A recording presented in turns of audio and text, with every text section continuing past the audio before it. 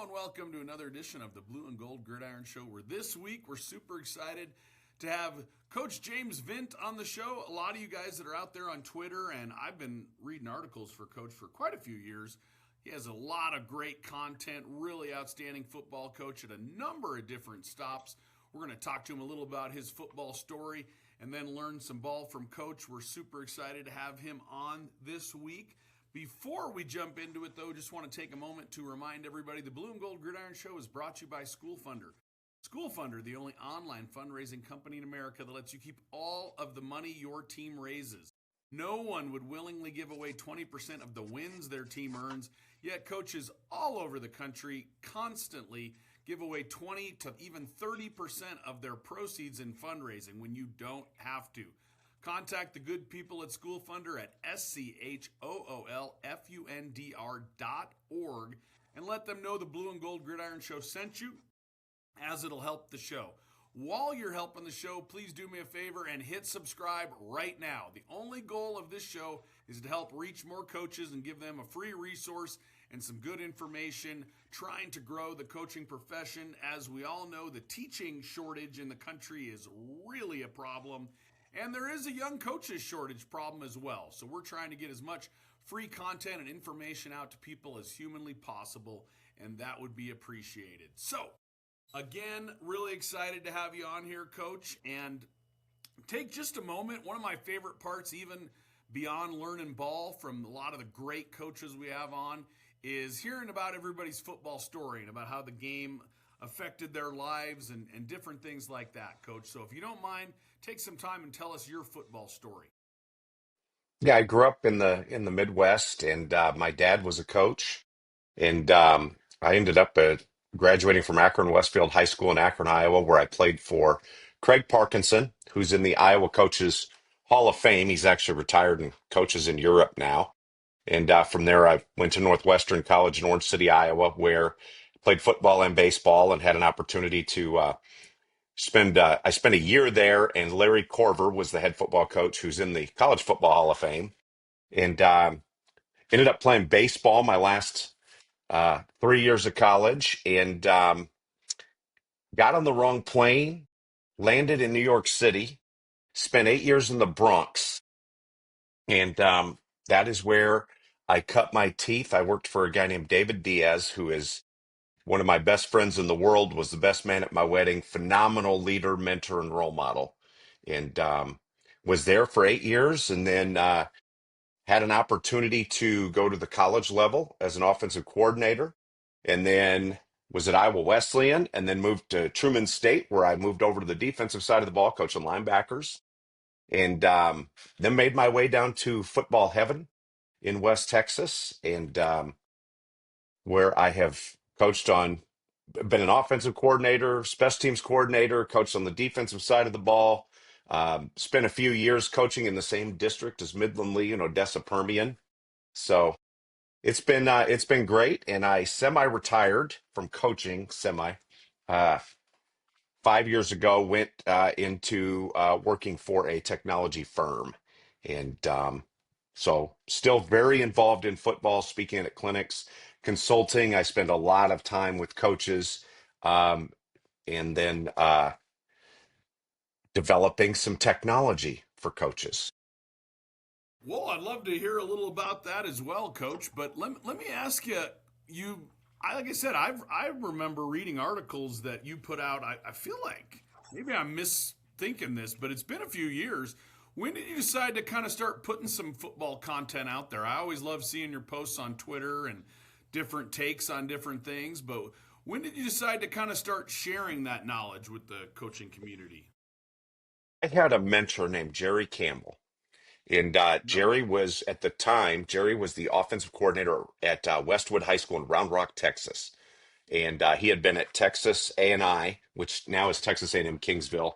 He had been the offensive line coach there for a long time, and he had put out books and stuff, and came up. We brought him to the Bronx and helped us install some option stuff and then some zone read stuff. And he and I became fast friends. And he's still coaching. He's down in Godley, Texas now. He had gone out to California for a few years, and but he's in Godley, Texas. I really looked up to Coach and loved what he was doing, and that was something he talked about. Was we want to share knowledge, we want to impart knowledge, we want to be great role models and leaders for the, like you said at the beginning, that those younger coaches that are coming up. So, uh, with that, I got asked to speak at a clinic early in my career, Mega Clinic, which Mega Clinic and Glacier merged about 20 years ago. But I got asked to speak at a clinic, and while I was at the clinic, a person came up to me from Coach's Choice and asked if I was interested in doing some content for them.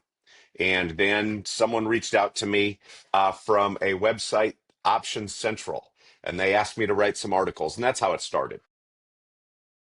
Interesting stuff, Coach. I remember. I think I bought a few of Coach Campbell's books. If they're somewhere in my archives of stuff here, probably behind me in my file cabinet over there. But I remember seeing him speak as well, and I always got a lot of out of his stuff. So that's super He's cool. amazing.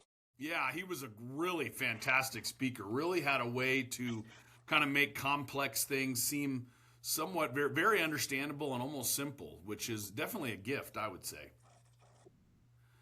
I'm going to turn it over to you, Coach. I'm going to shut up and get coached up and excited to talk some dart, it looks like. So, Yeah, when you reached out and we wanted to talk about a concept, I went back through and pulled some clips of Dart installation.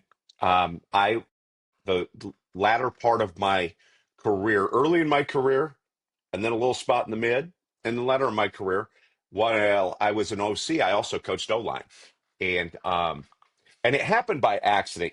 I when I first became an offensive coordinator, I took that traditional route where I was going to coach running backs or I was going to coach quarterbacks. I was going to be in the backfield. And we had a situation where we had an offensive line coach who had a deal come up. You know how it is. It was in the Bronx, and we didn't have an O line coach starting fall camp. So I took over the O line, and baptism by fire was great. But I really love the Dart scheme. I think it's something that coaches can benefit from, and it gives me a chance I'm going to talk through some O line play. One thing I did want to mention, I just released this last week. If you're not using AI as a coach, and I had never spoken about, I spent about a year developing this, and I was scheduled to speak, speaking at a bunch of Glacier clinics this year. I'll be in Pittsburgh next week. Well, in Boston, we had two game planning sessions already scheduled. And I said, do you mind if I talk about AI? And the coaches it was the biggest Sunday morning at a clinic. You don't have a big turnout no one's there. typically. We had a full room. All right. So, but anyway, I showed this a little bit. I highly encourage coaches to take a look at this. I haven't linked it on Twitter or anything yet. I've put it in a few articles because I've just released it, but it's amazing. It'll save you thousands of hours. You put your data in, instant report. For offensive coordinators, there's not a whole lot for offenses. Everything's revolved around defense coordinators, right? You get your run pass percentages, you get your personnel group you can break all that down. For offense coordinators, a lot of coaches are like, what do I really look at? Well, over time, I've really worked on developing what do we need to look at as coaches. And statistically, tendency wise, I look at number of blitzers, and then I want to know what coverage they pair. And then I start looking at what down and distances do they bring, five or more? When do we get man pressure? When do they play three deep, three under with their five-man pressures? Because we have to attack that different than man free. If I know a team is going to play zone, I can make a lot better play call. If I'm not sure, then I have to do what I used to do, make combo calls where one side's man, we got a zone side and a man side, quarterback's got to figure it out. I want to take that off the plate. So anyway, we'll link this. I put my hand on the screen. I didn't mean to do that. It's like Wilt Chamberlain palming the crowd. But it's really cool. So I'm going to be putting out some stuff to go with this, but it gives you all your information in one place. There's a discount code here. So it's unbelievable. And I even in this resource, I give you an analyst that you can use. Okay. I've already built an analyst. Every coach can go use it. All right. You put your data in, the analyst gives you a report. Then you can talk to it. If you really want to get freaky, turn the sound on and have a conversation. All right. That'll blow your mind. with the data. Hey, tell me when they, because AI can look, I use AI with the tech firm I work for, and AI can look thousands of layers deep into data. We can't do that. In the old days, what are we doing? We're looking at 10, 12, 15 reports. You're shifting back and forth. Now it's all in one spot. And AI will even build you a 15-slide scouting report for free. Okay. Doesn't cost you anything. All right. This is one of the slides. All right. So it's telling me what they do in each of those situations. So, and then this is just their fronts, what coverages they play. This helps me script for the week and know, hey, these are the plays I'm going to call. This is what they do. So anyway, wanted to make sure that we're putting that out there. This is this is the coolest thing. This is a demonstration of it. I put my data in. This is the analyst that I built. All right. Now look at the time on here. I put the data in. Look at this. 1 minute. 1 minute. And it's giving me pictures, visuals, and then I scroll down and it's going to start giving me their full information. You show this to the coaches' wives, this thing's going to sell out instantly. Yeah. Well, it's definitely going to save a lot of time, and I know that's one of the reasons why I stepped away from full-time coaching. I still volunteer, and there's a couple programs here where I go in and work with their O-line coaches and stuff. But um, I was never home because I'm not proud to say I'm a grinder. I'm going to be there way more than I need to. And so, yeah, this is going to save some hours. And in fact, I worked with coaches from youth football all the way into professional football during the fall, different connections I have. They were sending me data, asking me for reports. They all said this was amazing. And a couple of the high school coaches that used it. One of them was 67 years old. He was still a pad and paper guy, a guy I've known for a long time, met at clinics. He did not do technology, except the only technology he did was Huddle. He doesn't even have an email. All right. His wife was actually the one emailing me the stuff to test this. And when he saw it, he was like, I should have been doing this all along. So, yeah, pretty cool stuff. Um, it's neat. I do have a new OC book coming out. I'm writing it right now. This is something I do want to show right here. When you're teaching, I go around. I visit a lot of schools. Okay, I'm on a lot of coaches' huddles, so I get to see different things. One of the things that I noticed is there are a lot of opportunities for kids to get reps, but they're not because they're standing around. This is something you do with large groups called grid squares. There are two groups that tend to be very large. O-line groups, you don't think so, but you tend to have a lot of O-linemen, and then you tend to have a lot of receivers. On defense, it's D-line and corners. You tend to have a lot. If you have a large position group, use grid squares. Everybody gets a rep. There's me in the front. There are all my guys lined up by position. All right. So the varsity starters in the front, the twos behind them. Some of those are JV guys. Then you got threes. All right. There might be a four. But we just fill in where they're at their spot. And what are we doing? I'm telling them, hey, we're running this play. First step, set, hit. They take the first step. Second step, set, hit. They take the second step. I can watch everybody. And then I'll go like right tackles. All the right tackles will go. Right guards, center. So anyway, we call that grid squares. It's a great way to get a lot of guys working at one time. Love that, And Coach. that's right. And when you get into, we all know when you get into run hole, I I hope you can see me because I just lost my monitor. I can see you.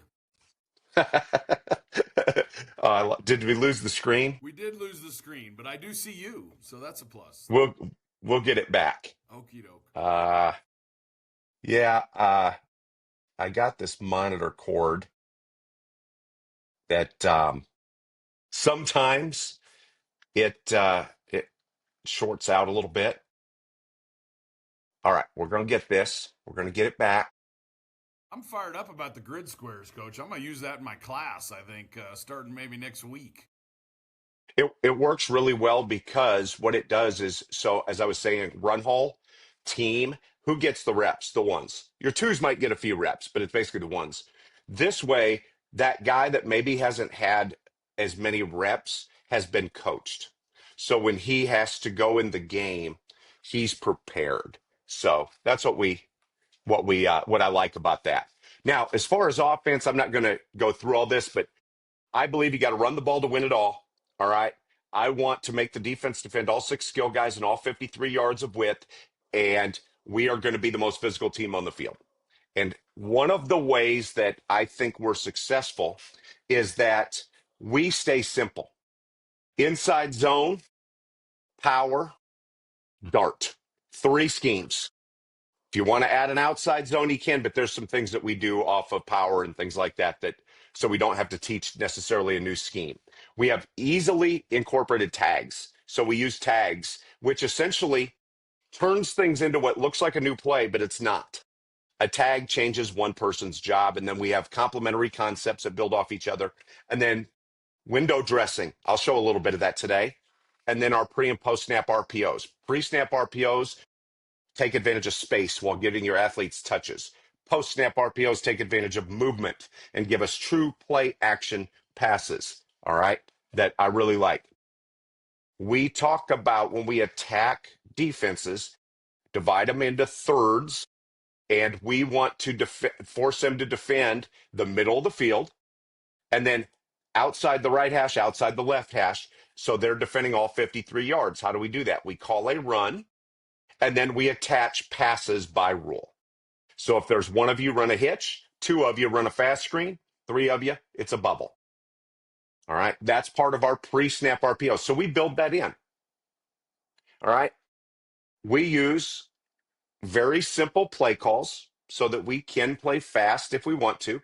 If you ask our kids, they would say, how fast do you play? And they would say, we have three speeds, fast, faster, and ludicrous. We can go fast. We don't. In fact, some of the best years we've had, my last year as an OC, I think we snapped the ball 52 times a game and averaged 473 yards. We averaged about almost nine and a half yards a play. We didn't snap it a lot. We didn't play fast a lot because our defense was really good. And we were ahead usually by a lot of points early. So we ended up running the football more. But we have very simple rules. And I'm going to skip ahead just a little bit here. And we'll get into the blocking schemes, and then we'll come back to look at those pre-snap RPOs. So we're going to talk just dart today. Dart is a one-back downhill attitude run. We're going to change the presentation. I'll show you how we change the presentation a little bit. And then I'll show you pre-snap RPOs. We won't get into post-snap today. All right, so dart is a gap scheme where we are going to pull the backside tackle to block the play side inside linebacker.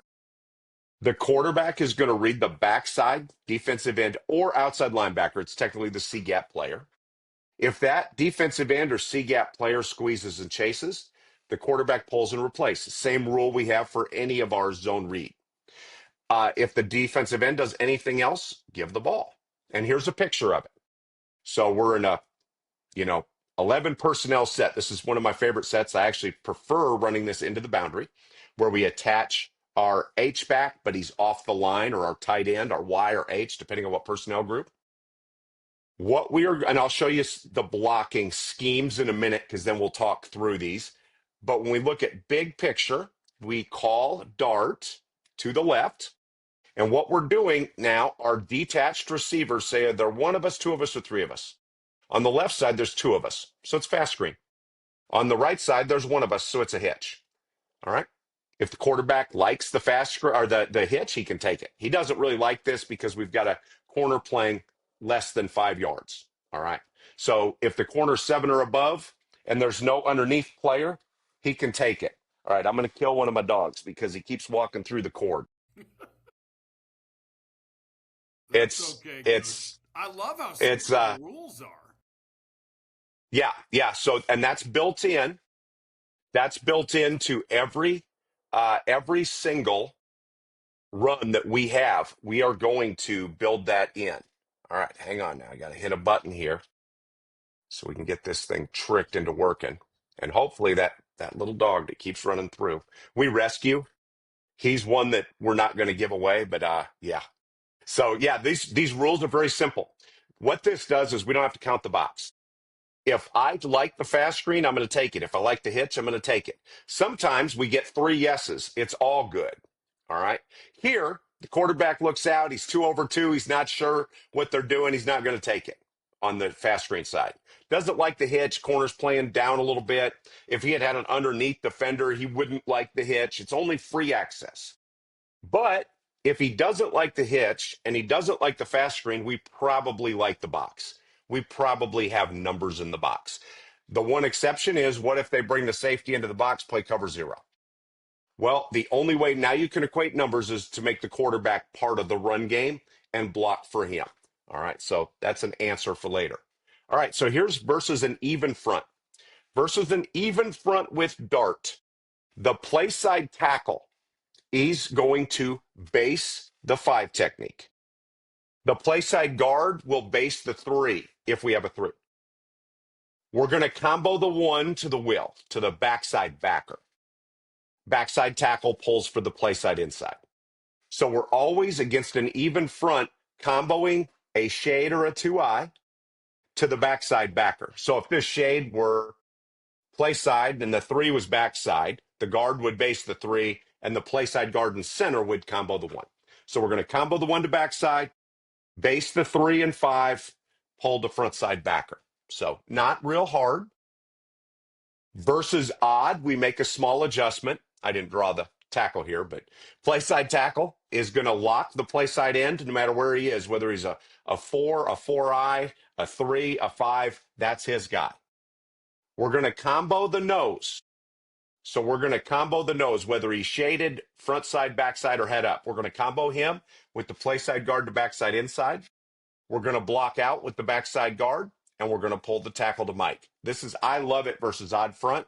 Now the read becomes that outside backer. And again, nothing changed for the skill guys. All right, now we get a tight front.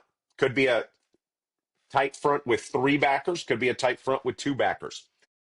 Again, it's odd, so what are we doing? Play side tackle, you're man. That's your guy, all right? You're going to be man on the defensive end. We're going to combo the nose the same way to backside inside, block out with the backside guard, pull the tackle. So we have odd rules, we have even rules, and that's why with offensive linemen, the more schemes you have, the more different concepts, the more blocking, you have to teach each one of these to even, and then with even, over, under, and split. All right. And then double A gap. Then odd stack. And then you've got to teach tight and mint, right? And then you've got to teach bear. And then you got to teach gap front. So your offensive line for every concept has to learn 10 plays, essentially, so that you can block it versus anything you're going to see. All right. So here we go. Now we're actually going to look at this. Why did it just leave me? Can you see it still? No, you probably can see. We're looking at an odd front. All right, hang on one second, because my screen, it just blew my mind. No worries. It's doing this. I love how simplified you made that for the dart scheme. I've never been a big dart scheme guy, so I'm loving this, Coach. Thank you. Awesome. All right, give me just a second to maneuver some things. I apologize for the technical difficulties. No worries. We're gonna get it. We're gonna get it working. Move this right here, and we're gonna go here.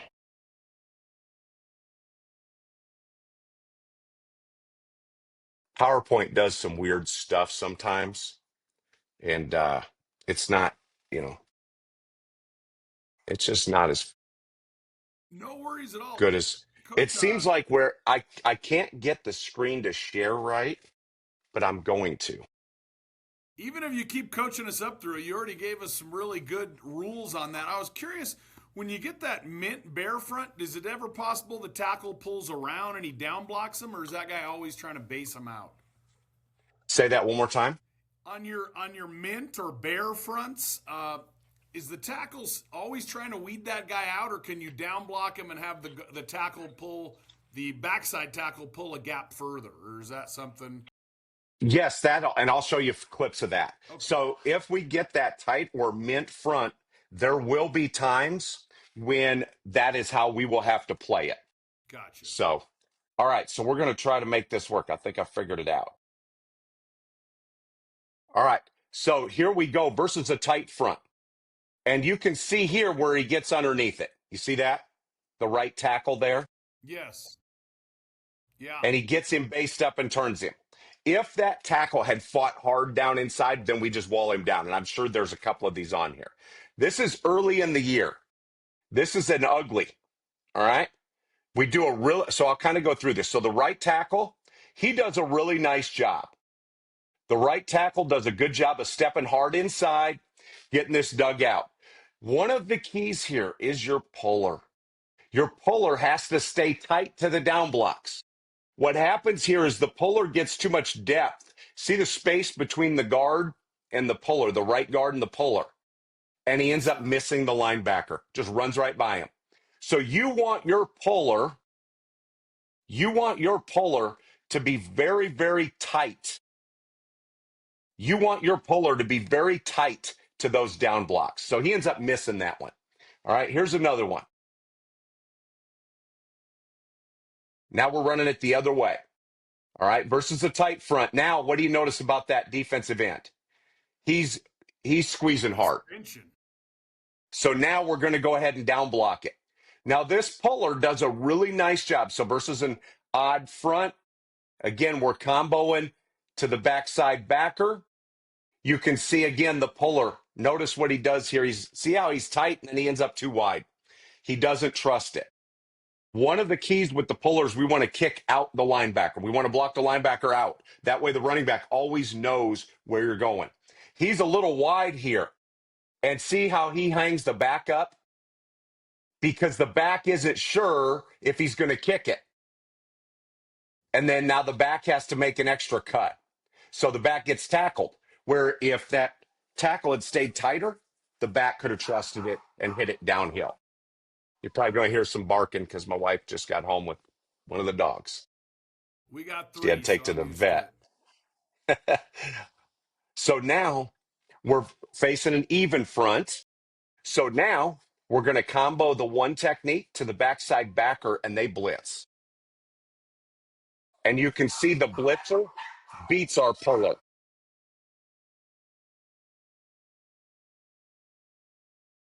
So the blitzer beat the puller. That's an ugly. So because the blitzer beat the puller, we've got to spend time practicing that. So now we're going to practice that. All right. And here's an example. You treat it like a trap block at that point. So there's our combo on the one to the backside backer. We're actually getting two combos here. We're wrong. We should have been blocking out. But watch the blitz here. Watch the right tackle. See him treat that blitzer like a trap block. And then your back has to hit the A gap. We tell the back, just like on power, hit the A gap till you can't. Hit the A gap till you can't. Hit the A gap till you can't. Hit the A gap till you can't. Hit the A gap till you can't. Here's another example. So we're getting better. A little later in the year, we're getting better with it. Here it is versus a tight front against a really good defense. Now, the right guard and center here do a great job on this combo. They're comboing to number 30. And we don't want the guard or center, we don't want them guessing. They're trying to drive the center to the level of the backer. Because this backer rid puller and fit over the top, the guard had to come off a little faster. And the puller, you can see he does a better job of staying tight. He's not so deep. That allows him to be able to pick up that linebacker who triggered. And it's not a devastating block. He just gets him fit up. And we tell the running back, hit the A gap till you can't. Hit the A gap till you can't. Here's another version versus we're running this with tempo. That's why they're running all over the place.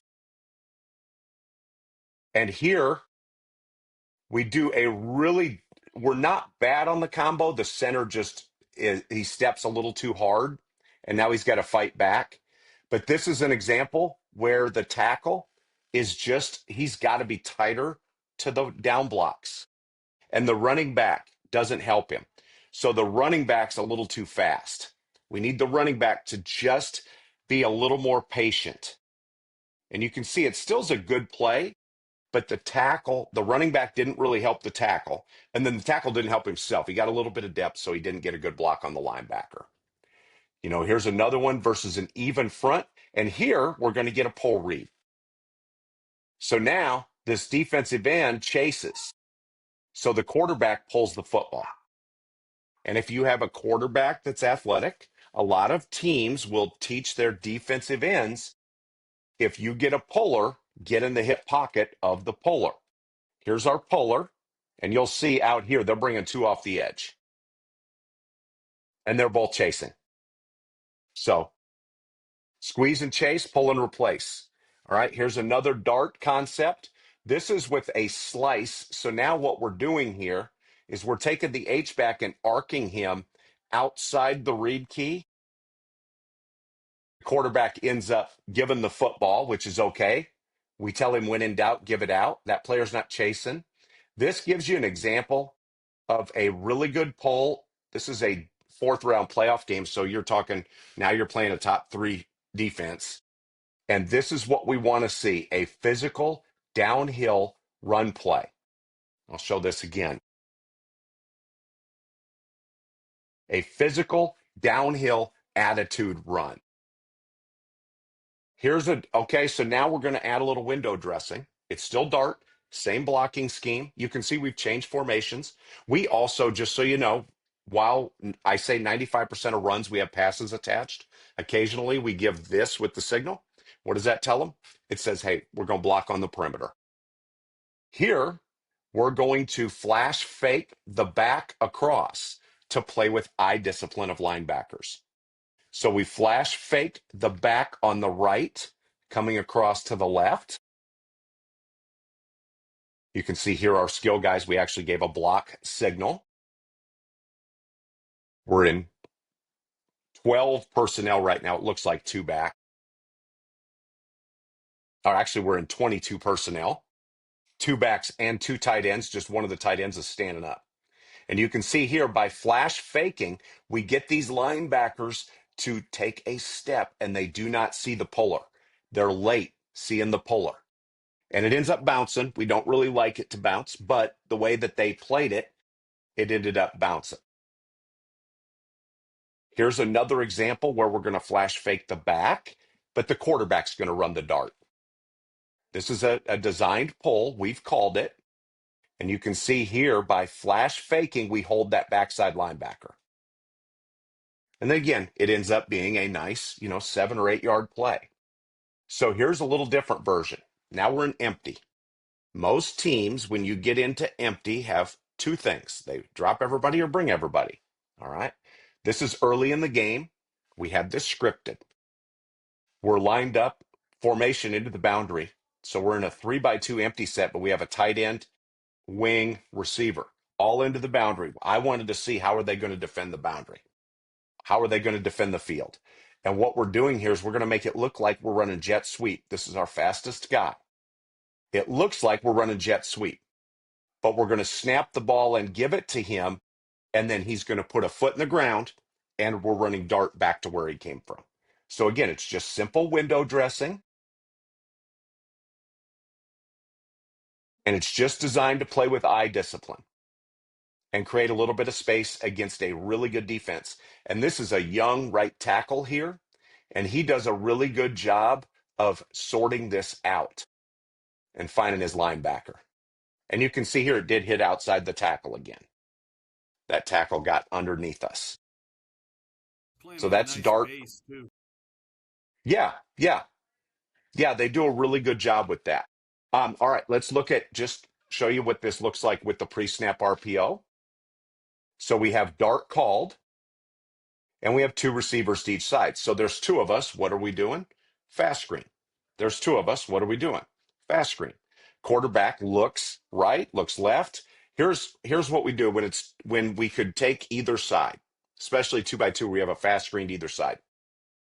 We tell the quarterback, Take the easiest throw first. That would be boundary. But his next rule is dude trumps all. The dude. This is the dude. This is a defensive player that I get for 5 minutes a week. So he learns how to run a tunnel screen, he learns how to catch fast screen, and he learns how to run a vertical. That's it. That's what I get him for. So that's what we're going to do. And when he's in the game, he ain't there to block. He ain't there to go out and run something and not get the ball. We're going to get him the ball. This is an example here. We're running dart to the right. The quarterback comes up.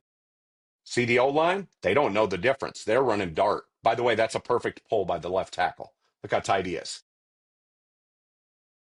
Look how tight he is. That's what we want to see.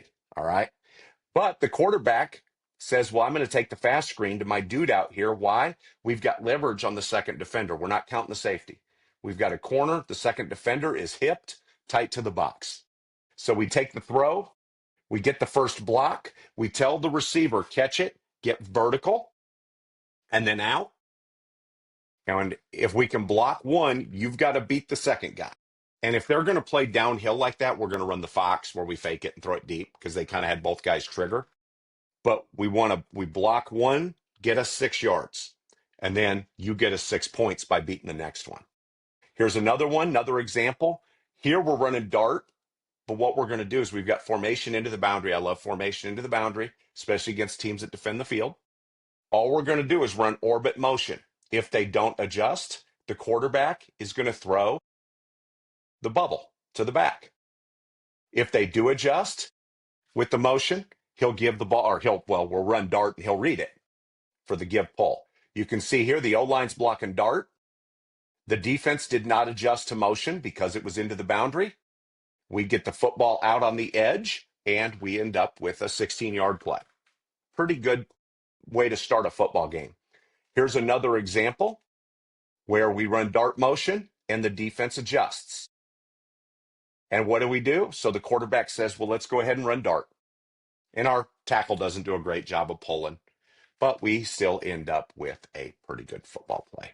So that kind of takes you through it. So the keys to dart, we want to make sure, number one, we communicate up front, very important every rep.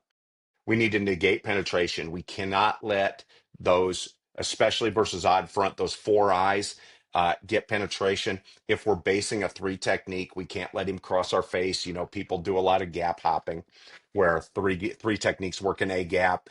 You step, he beats you over the top. You get we can't let that happen. We need to make sure we're pulling to the proper backer.